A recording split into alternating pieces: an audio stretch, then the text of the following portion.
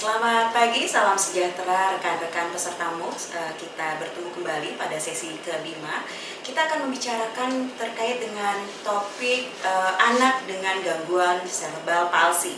Dan alhamdulillah kita sudah kedatangan seorang narasumber. Beliau adalah ahli psikologi pendidikan, yaitu Mbak Dian Mufitasari. Selamat pagi Mbak Dian.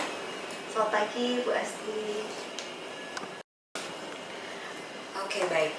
Nah, Bapak Ibu sekalian, kita akan membahas terkait dengan beberapa hal yang mengenai anak dengan gangguan cerebral palsy. Nah, Mbak Dian, nanti ada beberapa pertanyaan nih terkait dengan cerebral palsy. Oke, mungkin kita langsung saja, bisa ya? Oke, nah Mbak Dian, dari sekian banyak ya kategori anak berkebutuhan khusus, nah anak cerebral palsy ini merupakan salah satu bagian dari anak dengan gangguan motorik ya. Oke, nah pertanyaan pertama nih Bu ya, yang paling mendasar, apa sih sebenarnya yang dimaksud dengan anak dengan gangguan cerebral palsy?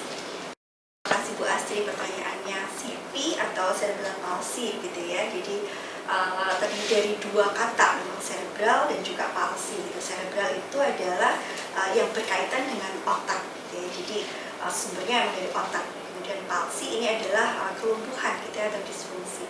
Jadi sederhananya cerebral palsy ini adalah sebuah gangguan ya, yang muncul atau timbul dari otak, kemudian menyebabkan adanya kelumpuhan pada otot, kemudian juga mempengaruhi gerakan motorik ya, gerakan motorik anak, sehingga bisa jadi sangat sulit untuk melakukan mobilitas atau berpindah dari satu tempat ke tempat yang lain, dan juga bisa saja sangat mungkin mempengaruhi perkembangan baik dari sisi emosi, dari sisi kognisi maupun dari sisi perilaku dari anak tersebut. Ada dua hal yang perlu kita garis bawahi ya.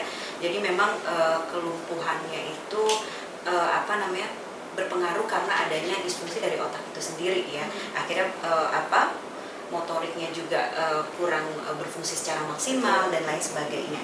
Nah, Ibu, tadi juga saya tertarik dengan gangguan emosional. Nah, sejauh mana nih anak CP itu berbeda dengan anak berkebutuhan khusus lainnya terkait dengan gangguan emosional itu sendiri?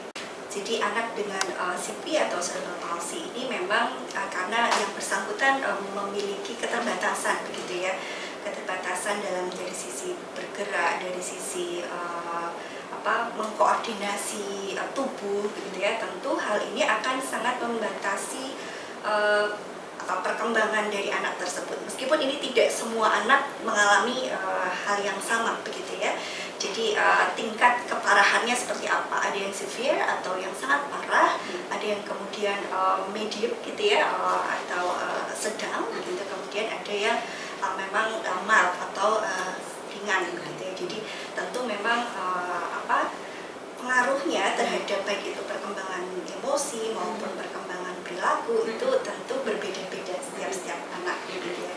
Tapi yang contoh yang mungkin bisa kita amati adalah tentu pada saat dia mengalami keterbatasan gitu ya dalam bergerak, dalam berinteraksi dengan orang lain, bisa saja hal ini bisa berkembang kepada rasa membandingkan dirinya dengan teman yang lain begitu.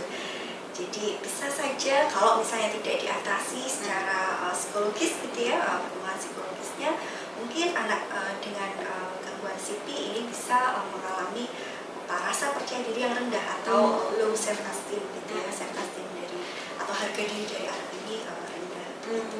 Gitu ya, oke. Terkait dengan gangguan emosionalnya ya, jadi karena memang keterbatasan geraknya, motoriknya, akhirnya berpengaruh juga bagaimana dia berinteraksi dengan orang lain gitu ya, dan pada akhirnya juga pengaruh ke self esteem